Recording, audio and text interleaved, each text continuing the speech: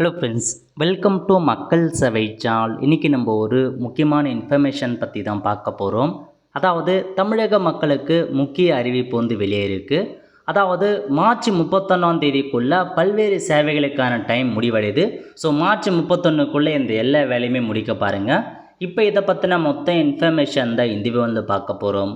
இந்த video skip பண்ணாமல் ஃபுல்லாக பாருங்கள். அது மட்டும் அல்ல, இந்த வீடியோ நிறைய பேருக்கு ஷேர் பண்ணுங்க. ஓகே, அதாவது மார்ச் 31 பொறுத்த வரைக்கும் இயர் எண்டிங்னு சொல்லுவாங்க. அதில் இயர் எண்டிங்குள்ளே நிறையா வேலை பார்த்தா கடைசியாக நிர்ணயம் செஞ்சு வச்சுருக்காங்க. அதை பற்றி பார்க்கலாம். ஓகே, முதல்ல உங்கள் பேன் எண்ணை ஆதாருடன் இணைக்கவில்லை என்றால் மார்ச் 31ஆம் தேதிக்குள் அதை செய்து முடிக்கவும்.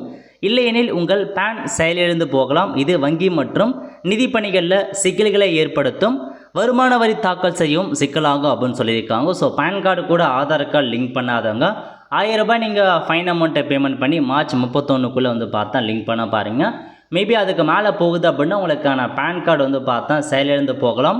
இதனால் உங்களுக்கு நிறையா பார்த்தா ப்ராப்ளம் ஆகும் அப்படின்னு மென்ஷன் பண்ணியிருக்காங்க. ஸோ பேன் கார்டு கூட ஆதார் கார்டு லிங்க் பண்ணாதவங்க லிங்க் பண்ணிக்கோங்க. நெக்ஸ்ட் பார்த்தா பிரதமரோட இன்டர்ன்ஷிப் ஸ்கீம் பார்த்தா கொண்டு வந்தாங்க. இது 2ஆம் கட்டத்துக்கான இன்டர்ன்ஷிப் ஸ்கீம் ஸ்டார்ட் பண்ணிட்டாங்க. அது அப்ளை பண்ணுறதுக்கான கடைசி தேதி மார்ச் 31ஆம் தேதிக்குள்ளே அப்ளை பண்ணிக்கோங்க. இந்தியா முழுக்க உள்ள எல்லா இடங்கள்லையுமே அப்ரெண்டிஸ்ஷிப்கான ஒரு ப்ரோக்ராமை தான் கொண்டு வந்திருக்காங்க. இதன் மூலமாக 5000 ரூபாய் உதவித்தொகையை கொடுக்குறாங்க. அதை அப்ளை பண்ணுறதுக்கான கடைசி தேதி மார்ச் 31. நம்ம சேனலில் வீடியோ போட்டிருக்கோம், எப்படி அப்ளை பண்ணி யாரெல்லாம் அப்ளை பண்ணலான்னு. சொந்த ஊர்லேயே வேலையை இருக்க போது தொழில் மாரி கற்றுக் கொடுக்குறாங்க.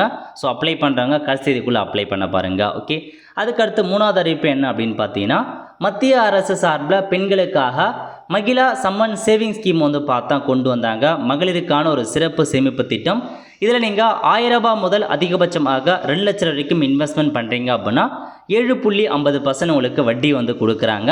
இந்த ஸ்கீம் அப்ளை பண்ணுறதுக்கான கடைசி தேதி மார்ச் 31. அதுக்குள்ளே பெண்களாக இருக்கீங்க அப்படின்னா போஸ்ட் ஆஃபீஸில் போய்ட்டு இந்த ஸ்கீம் அப்ளை பண்ணி பெனிஃபிட் ஆக பாருங்கள். உங்களுக்கு இன்ட்ரெஸ்ட் பார்த்தா நிறையவே கொடுக்குறாங்க. ஸோ 2 வருஷம் மட்டும்தான் இந்த ஸ்கீம் இருக்குன்றதை சொல்லியிருக்காங்க. இப்போ நீங்கள் பணம் போடுறீங்க அப்படின்னா 2 வருஷத்துக்கு அப்புறம் உங்களுக்கான பணத்தை எடுத்துக்கலாம். இந்த ஸ்கீம் பற்றி நம்ம சேனலில் வீடியோ போட்டிருக்கோம். ஸோ பார்க்காதவங்க பார்த்து தெரிஞ்சுக்கோங்க. அப்ளை பண்ணுறதுக்கான கடைசி தேதி மார்ச் 31. அதுக்கடுத்து வருமான வரி தாக்கல் செய்வதற்கும் மார்ச் 31 தான் கடைசி தேதி. அதுக்குள்ளே இன்கம் டேக்ஸ்லாம் ஃபைல் பண்ணாதவங்க நீங்கள் ஃபைல் பண்ணி வச்சுக்கோங்க. அப்படி பண்ண மறக்கிறீங்க அப்படின்னா கண்டிப்பாக உங்களுக்கு நிறையா பிரச்சனைகள் ஏற்படும்.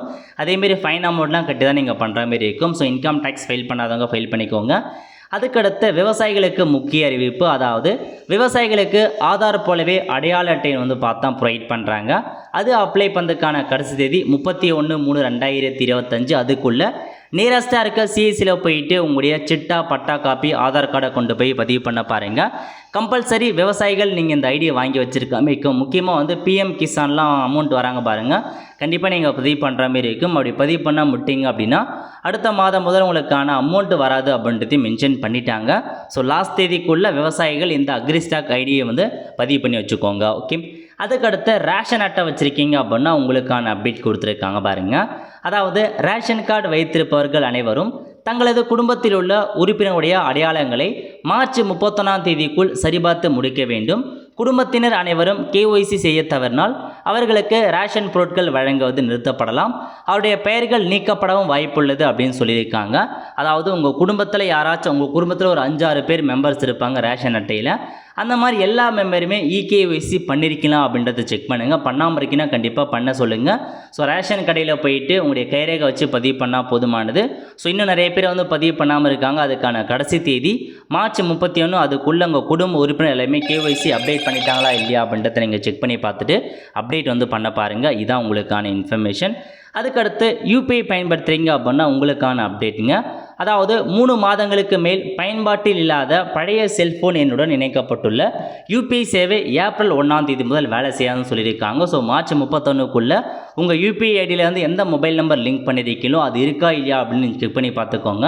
ஏன்னா 3 மாதத்துக்கு மேலே ஒரு சிம் கார்டு யூஸ் பண்ணாமல் நீங்கள் அதே UPIயில் லிங்க் பண்ணியிருக்கீங்க அப்படின்னா உங்கள் UPI கணக்கு பார்த்தா செயல்படாது அப்படின்றத சொல்லியிருக்காங்க.